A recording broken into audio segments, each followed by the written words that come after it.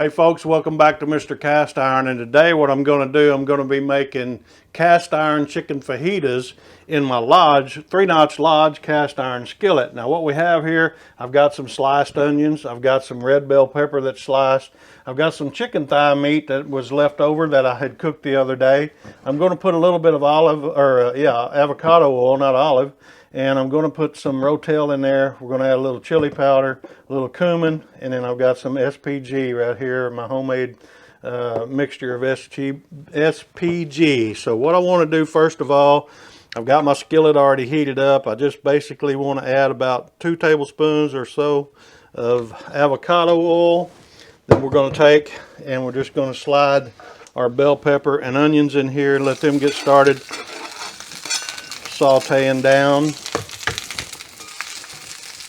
Now, one thing I want to do right off the bat, I want to add a little bit of SPG because that helps your bell pepper and your onions to sweat down quicker. So we'll get that started before we ever add any meat to this. So, and the Rotel will be one of the last things that I put in there. Okay, well, our bell pepper and our onions have begun to sweat down very good. Now, I like to take my peppers and just cut them in half after they've sweated down a little bit, so they're a little bit more manageable, a little bit more easier to eat our fajitas with. So once those are sweated down like that, got a good color to them, then I just want to take and add just a little bit of my chicken to let that start heating up. And like I said, this is leftover chicken thigh meat that I deboned. It was seasoned very well. We had that for supper the other night, and I just had quite a bit of it left over, and so what better way to eat leftover chicken than to make some fajitas with it.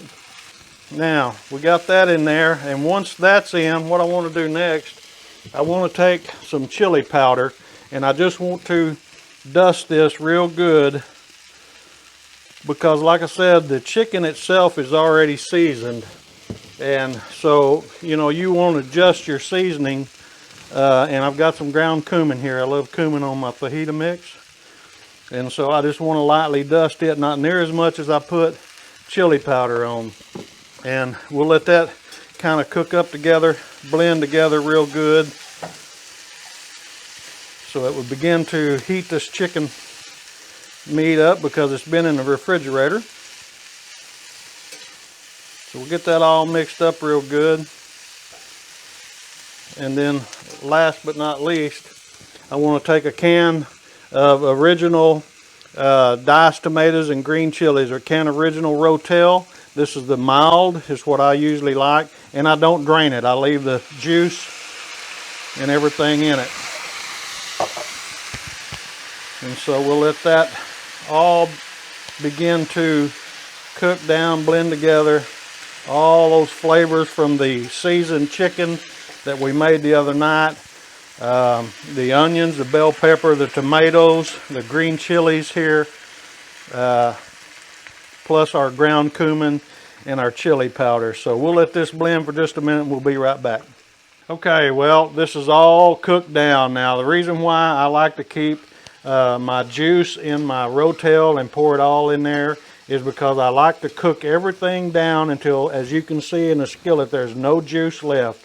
So that tells me that all the juice has been absorbed into the chicken, onions, and the bell pepper. So everything is completely done here. I'm going to turn my heat off, and we're going to go ahead and put this in a bowl. So we got chicken fajitas in a bowl today, and we're not going to use tortillas.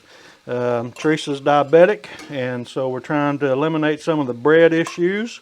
And so anyway, I just want to put some of this in here and let you see what it looks like to have chicken fajitas in a bowl. I'm going to taste a little bit of it. I want to get a piece of that chicken.